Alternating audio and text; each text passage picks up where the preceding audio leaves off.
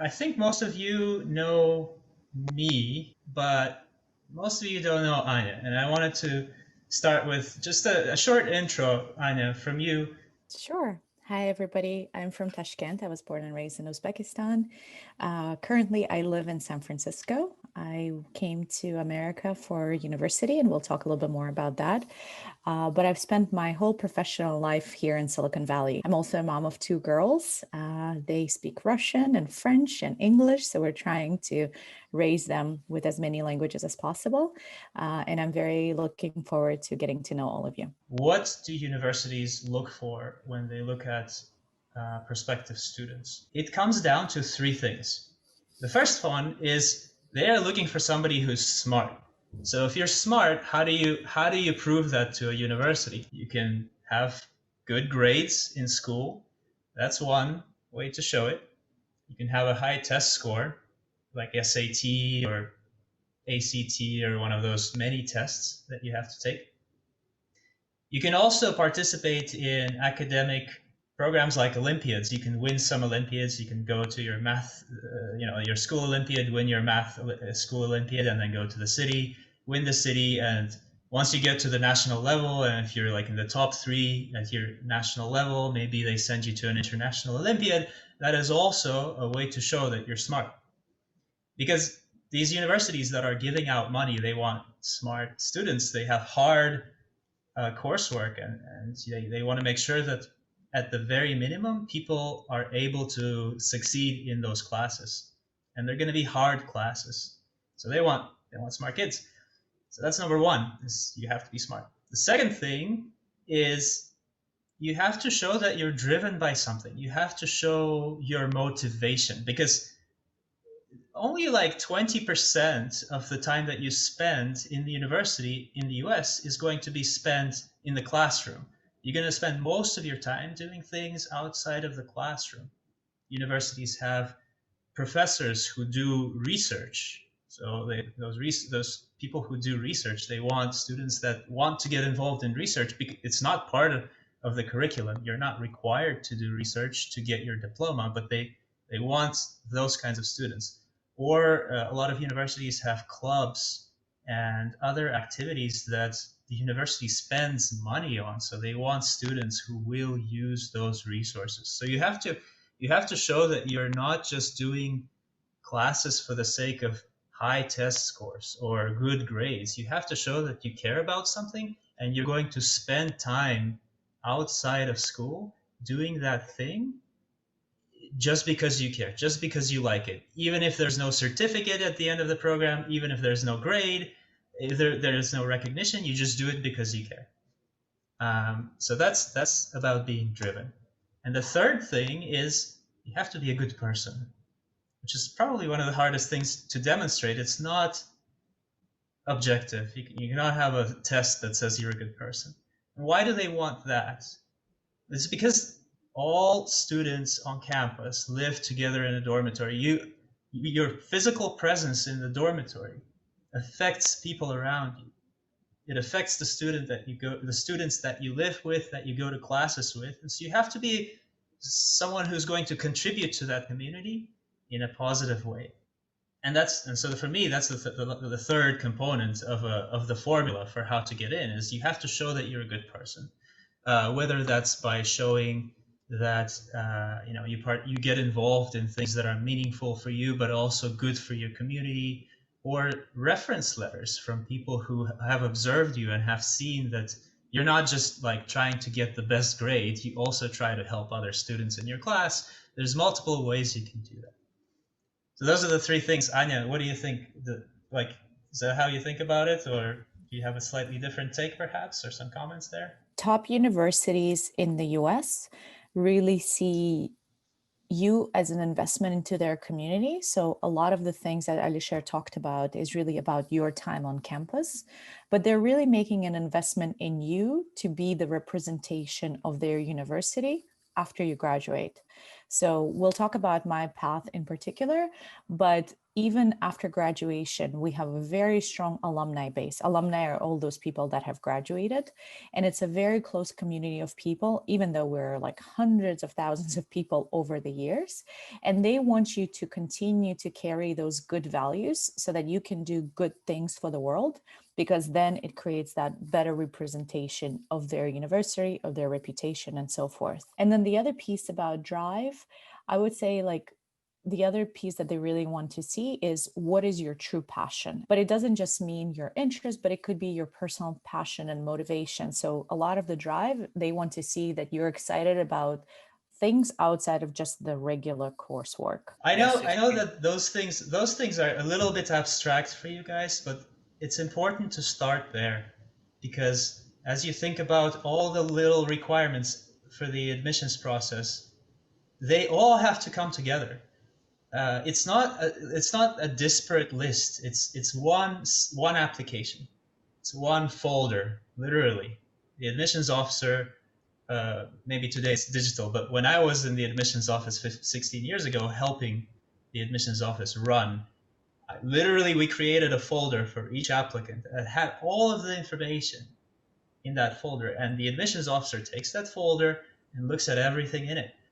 So your test scores, your high school grades, your recommendation letters from everybody that you asked to provide you the statement, the reference letter. Of course, your own essays, and then all the other supplemental information that you include with the Common App, or whatever the application process is, that is all taken into consideration. And if those pieces don't fit together and don't tell this story that I'm smart, I'm driven, and I'm a good person, if all of those pieces don't tell that same story, then you're not going to have an app. You might have a decent application, but you're not going to have an application that will kind of guarantee that you're going to get into Brown University. And I should say that even if you do, you're still competing with the whole world. So even if you do all of those things, it's still tough. Yeah, and maybe this is where I will share a little bit about my story. I applied to 14 universities. 14 because I honestly didn't think I would get into one or two. And I got into 12 of them on a full scholarship. So, you know, I'm a good example, and so is Alish, that it is all very possible. You just have to dream big, work really hard. And for me, I think part of the success was to really think about how all of these pieces come together. I wanted that admission officer to look at my application and see Anya, and not just see like my average SAT score, my good grades, but see that she's really passionate about debate. And I studied economics and international relations, and I actually thought at the time that I was going to go back and work for the World Bank. That was the interest I had at the time. And that was going to be my way of really contributing to, you know, the global economy. So I spoke a lot about the Soviet Union and how it fell apart, and all the opportunities that I saw for myself. And it was very genuine and honest. And I think if you're really passionate about subject matter, so many of you spoke about your passion for engineering and chemistry. And I don't think there's one formula. History, you know, I've heard so many great interests, but I would say, like, if that is really what you're interested about, talk about that, but also show what you're doing about that. It doesn't mean you have to do speech and debate on this topic, but maybe it's learning more about those topic areas and going deeper. Maybe it's Olympiads, whatever it may be, but they want to see that you're a very well-rounded person, and that, going back to like, are you a good person? What will you do to change the world? And it doesn't mean that you have to become the president to change the world. You could think about all the things to change the world in your community. What are you doing today? So how are you demonstrating that? And how are those pieces coming together? Both Alish and I actually were part of the admission office when we were in those universities. And I continue to actually be interviewing for a lot of Brown incoming students. And it's the same formula. There's no one right answer, but it's the same formula of that, like, cohesion meaning things kind of come together, and just searching for good people. I want to actually put this into concrete terms.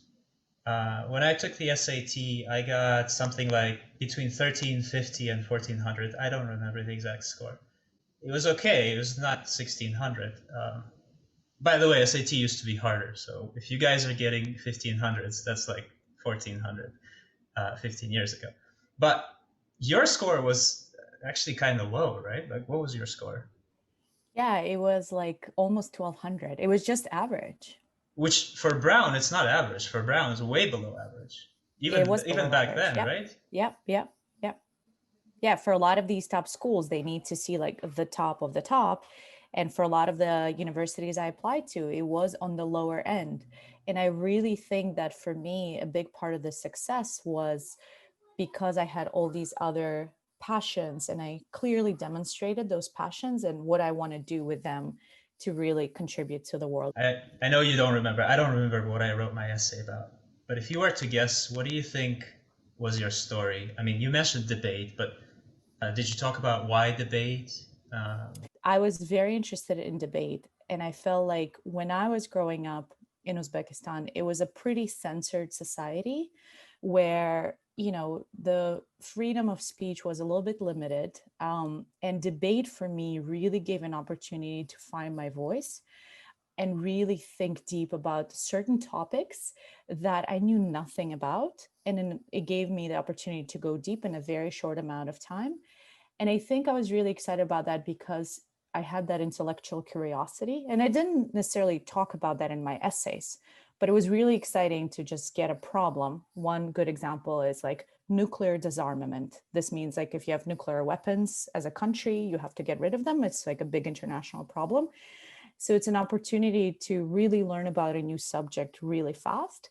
And I love debate because A, it fed my intellectual curiosity because I would have to learn about new subjects. But then B, it gave me that voice in a society where I felt like women didn't necessarily have like the leadership platform to really openly speak up and find their voice.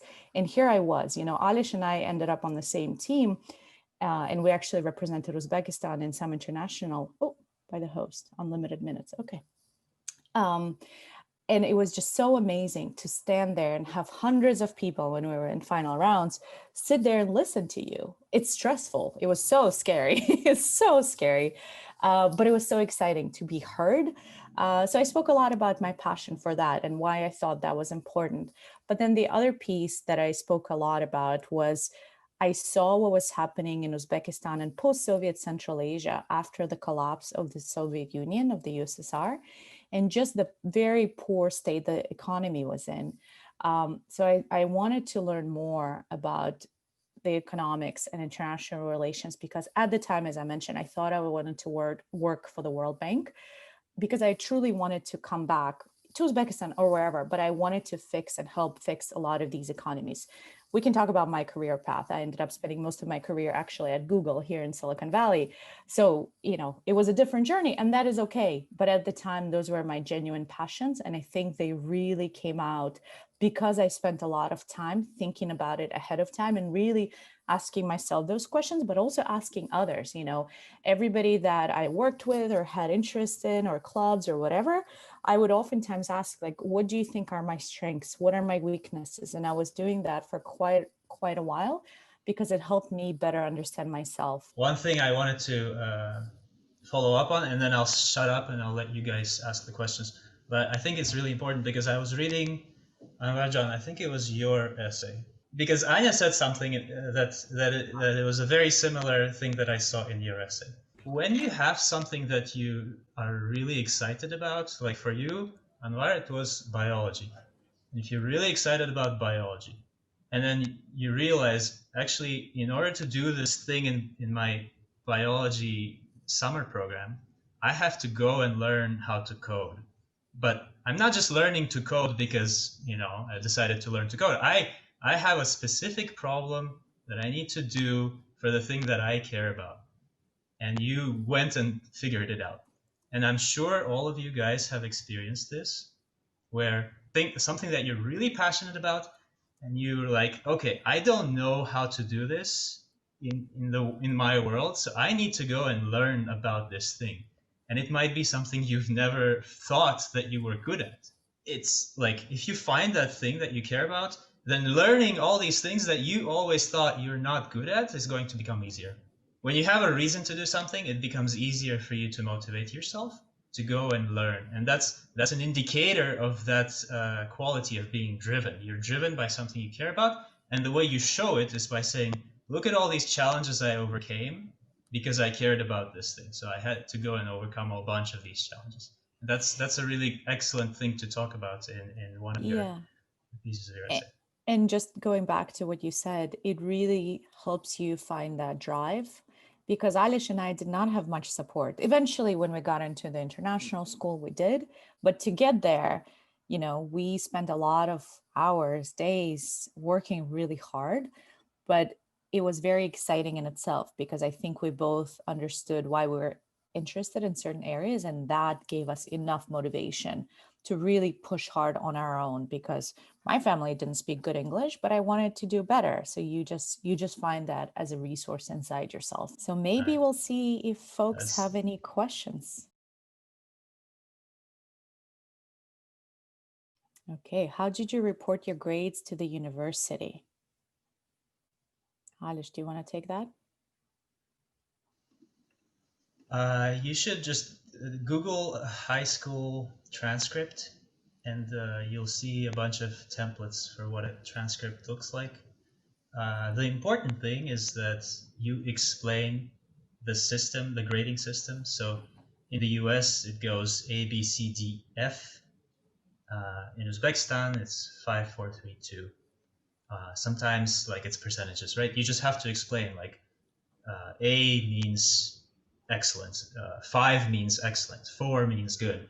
So the transcript needs to include that legend so that when I'm reading the grades, I understand, like, is 80% good or is 80% average? And the other thing is, you guys, the A levels guys, I think you already know this, but A levels classes are harder, and I think people in the States understand A levels.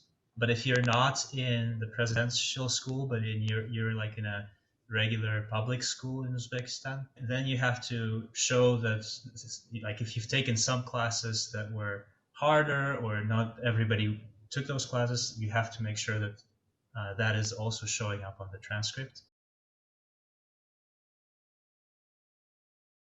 This year, Brown has the option of submitting the video portfolio. I wanted to ask whether did you submit the video portfolio, or what requirements did you have at that time? Yeah, so we were applying in 2003, right, Alish? Yeah, 2003. So things like Google and YouTube and so forth were not as common back then.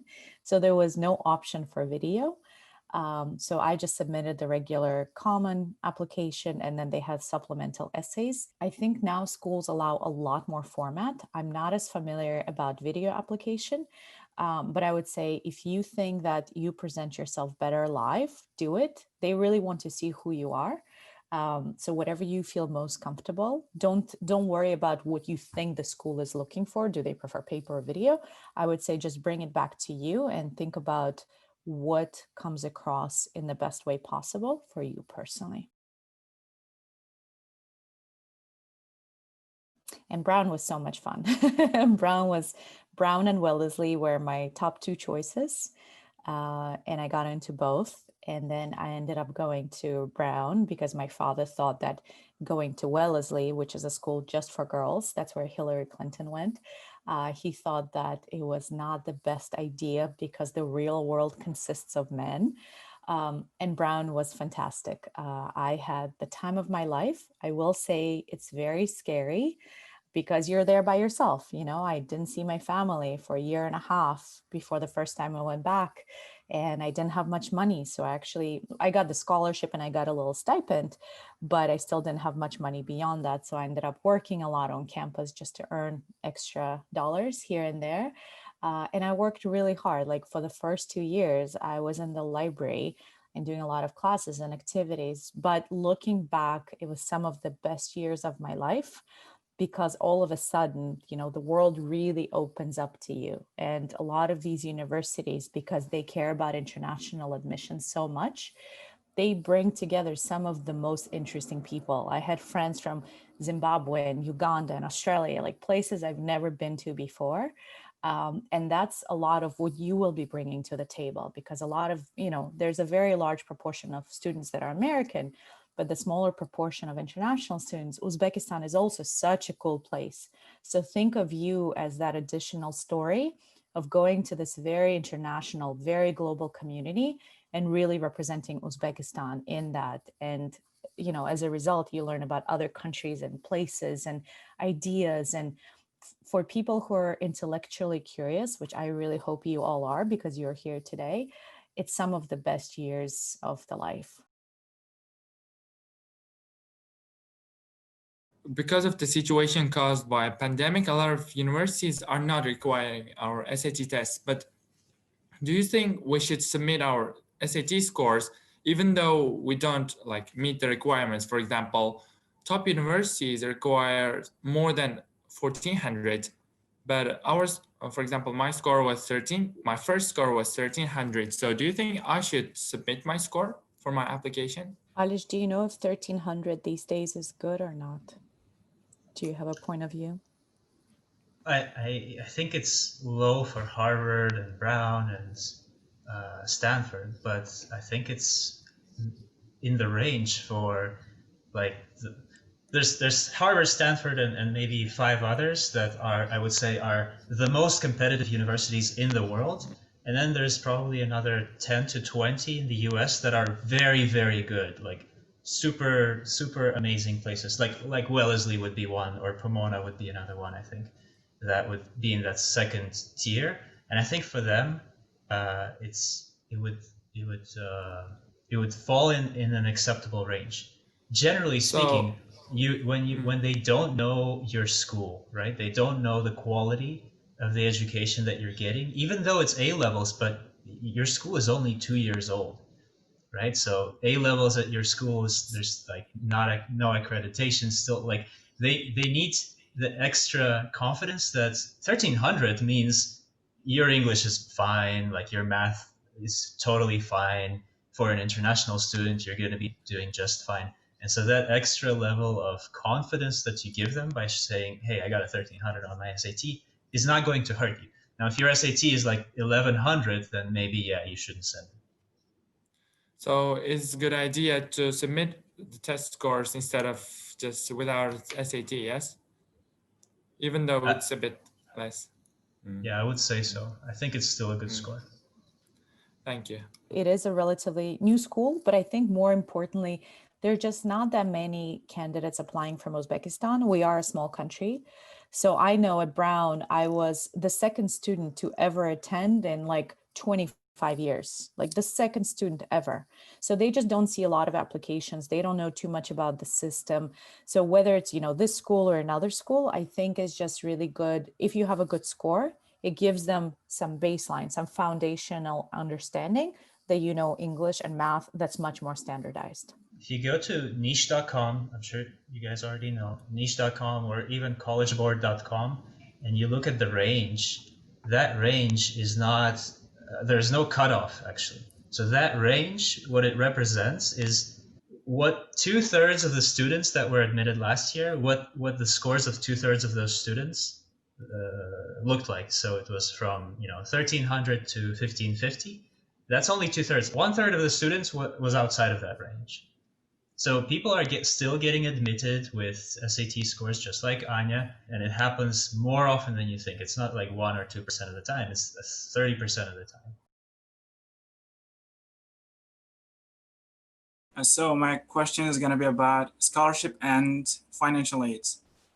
So my question is, if the scholarship given by university is temporary, is it only for the first year or it covers full year of study? Yeah, so usually it is a full package. The way college admission works is for most universities in the US, it is not need blind for international students. And what I mean by that is for American students, if you apply, say I'm very poor and Alish is really rich and we are American students, the universities will look at us without looking at our financial situation, and that's how they will make the decision. For international students, unfortunately, that is not the case for most schools, and that is what it means they're not need blind. So if I'm still poor and Alish is still really rich and we're both international students, they will actually look at that and they will say, and if everything else is equal, which is very hard, right? But if everything else is equal and our grades are the same, SAT, our stories are just as good, they will take Alish because he has the means, he has the resources to pay for his school. So unfortunately, that's the reality. So not only are you competing with a lot of other international students, you're also competing for money. But this is where, being from Uzbekistan, because it's a really cool background, it's not as common, right? There are not that many applicants compared to like China or India, because universities don't want the same students. They don't want everybody like rich Asian children, right? They want that diversity of thought, of background, of everything. This is where you really have that advantage. And as a result, if they admit you, they give you the guarantee that they've looked at your financial situation and they know that you don't have the resources to pay, and they will work with you for all 4 years to make sure that you actually can come to that university. So for example, for me, I had the full scholarship, which Brown at the time was something like 45,000 when you per year. When you include like tuition, your education cost, when you include like living on campus, because you live in the dormitory, they also feed you, right? There's like a program where they feed you get 3 meals per day in the dining hall. So they took care of all of that for 4 years. I did have a little bit of a loan. Loan means you have to pay it back after you graduate, but they give you something like 10 or 15 years. But it was something small. It was something like $7,000 for 10 or 15 years, which, if you start working, it sounds like a lot of money, but once you start working, it becomes less of a problem. And they also gave me the stipend for my first year to buy like a laptop, a few expenses, some books. But for me personally, I still wanted to have some additional money to like go to a cafe, buy myself a coffee outside of the dormitory. So I ended up working outside of the university. Like I was doing babysitting and some additional jobs. The question I think was, let's say in your freshman year, in your first year, you got like a C minus average grade point average in your classes. Would your scholarships get extended to your sophomore year, even though you're not doing super well? You're not a straight A student. Your grades are dropping. You're not failing, right? Because if you're failing, then everybody gets warning, and then you get expelled if you're just failing. But if your grades are like just average, do you get to keep your financial aid? Yeah, that's a great point. I actually had to maintain a certain GPA minimum. GPA is your average of your scores. It wasn't anything crazy. It didn't mean I had to get all A's. I got a bunch of B's. I never got anything below a B. But if you get below like B or even C's consistently, yes, I would lose my scholarship. And the reason being is they're investing a lot of money, $200,000+ in you to come to this university. And they want to make sure you don't just go partying or not take this seriously. So I still had to maintain a certain minimum GPA. And sorry, was there a question about grad schools? Because I did my MBA also in the US, so Master of Business Administration. So we can talk about that if that's interesting. Are there any chances to get financial aid for students who want to study a master's degree in the US? Yeah, so for masters, it's a little bit trickier. There's a lot less money. And the thinking is at this point, you will have come, for me, I worked in the US, so I already had, good salary here in the United States after I graduated from Brown. And they will support you financially. There is less money. They will support you financially if you really demonstrate that you really need money, right? Which for most working people in the US, that's not the case, because you can always take a loan and pay it over something like 30 years, which is what most people do for graduate degrees. If you're just applying for masters from somewhere else, another, third world developing country where the standard of living is a lot lower, and they know that, so I went to Wharton, which is University of Pennsylvania, to get my Master of Business Administration, and the tuition every year was $65,000 per year. It's a 2-year program. That's just so much money. So if you're applying from like Uganda, of course, it's very difficult to come up with that. But I will say universities for master programs have a lot less resources because they know you will have worked, you're going to go work, you can take out loans. There are a lot more options. There are a lot more resources in research-based programs. So I don't know for a fact, but I do know a lot of the science-based, like chemistry and so forth.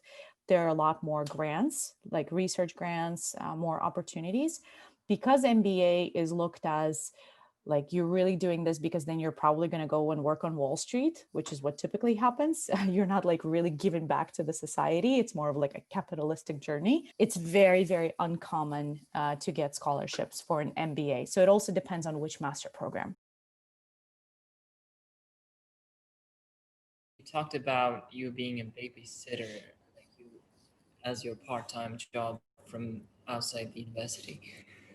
And wasn't that illegal because your visa was a student visa and you had to study, and the only way to work is to work on campus? How did you deal with that situation? No, I mean, we're talking about like 5 to 10 hours at most per week, and I was getting paid in cash. So, it's not something that Internal Revenue of Services really comes after.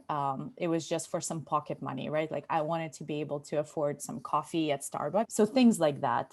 It was very small. My big job was actually on campus. I did a lot of research. So Alish talked a lot about like additional drive and clubs and so forth. And a lot of these research like programs and research centers will actually pay you money. It was very small at the time for the US. It was something like $6 or $8 an hour. But it is like a formal job, and you have, I forget what the threshold is, but you can actually work certain numbers of hours per week or a month on campus. But there's a cap, you can't work forever. So that was actually my main source of income. And it also gives you an opportunity to actually like contribute to the system for taxes and eventually open up a credit card. But that's a whole separate topic of how to survive in your first year. Which hopefully, once you guys are admitted, we can do another session on that.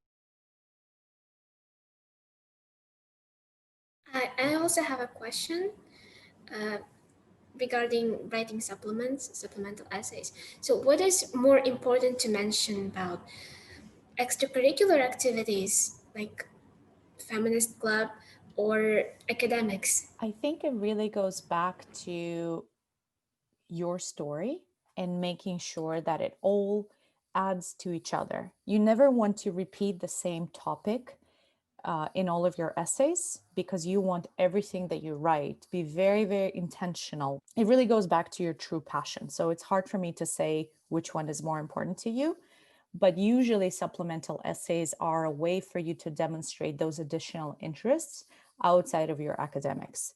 If academics is your additional interest, that's totally fine if you're doing like a lot of additional research and so forth, but usually they're not that interested in, why you got A or B unless you really have to explain. And it's an opportunity for you to really demonstrate something outside of the academics, because they will look at your transcript and SAT scores if you choose to submit them, and that's good enough for them. So in your example, it could be feminism if that's your interest, but hopefully that helps understand the role of supplemental.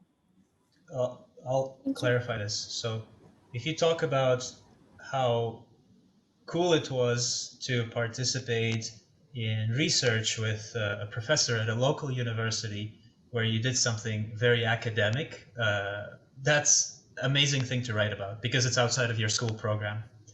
If you talk about how happy you were that you got an A on your test in biology, that's probably not a good thing to write about because you're expected to do well in class.